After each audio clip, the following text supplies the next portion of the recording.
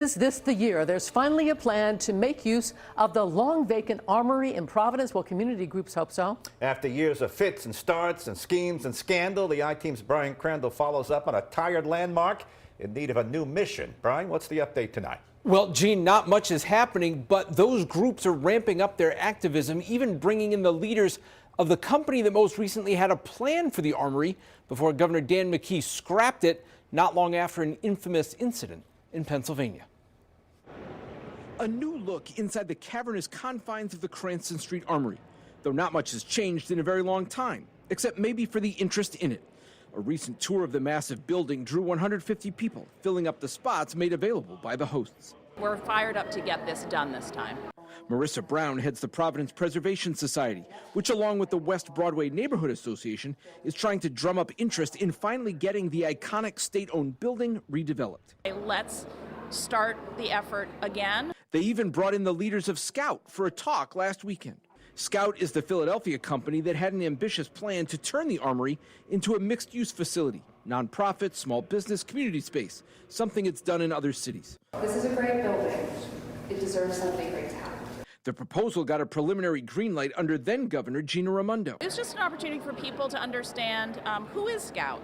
What might the armory have been like even now at this point? Well, since the National Guard left here in 1996, the use has been sporadic at best. State Fire Marshal took up a brief residence in some of the offices. Movies have been filmed here. It was a warming shelter a few winters ago, but no concrete plan for the future. The closest was Scouts until Governor McKee nixed that 3 years ago.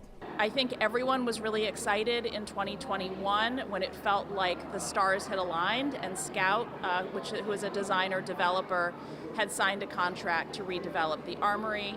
After the state paid Scout about $400,000 for initial work on its plans, plus $250,000 in fees while the plan sat idle, McKee scrapped the deal, claiming Scout's redevelopment plan was bad for taxpayers, with a price tag potentially as high as $60 million. The risk is too high. McKee denied his decision had anything to do with the scandal when the leaders of Scout accused two state officials of bad behavior on a visit to one of its projects in Philly. They claimed state property boss David Patton made racist, sexist, and demanding comments, and that his boss, Administration Director James Thorson, didn't do enough to stop it. Patton blamed some sort of medical episode, resigned, and paid an ethics fine. Thorson fought ethics allegations and won just last month. Do you think what happened on this trip and the fallout basically ruined any possibility of Scout's ability to go forward? I can't speak to that, because really I exited before the fallout hit.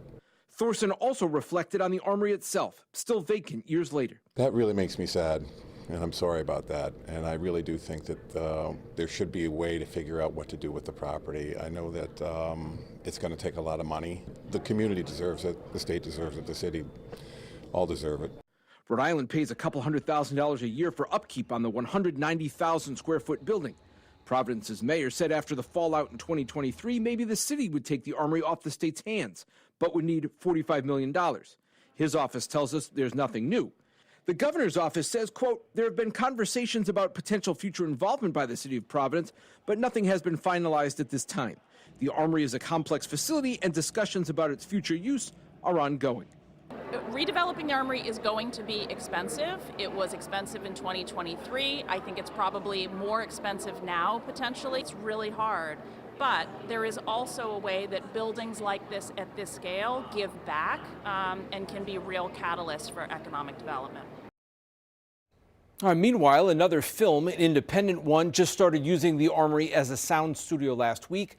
Like other recent movie productions that have used it, they're paying the state $10,000 a month plus utilities to rent the building. I'm Brian Crandall, NBC 10 News.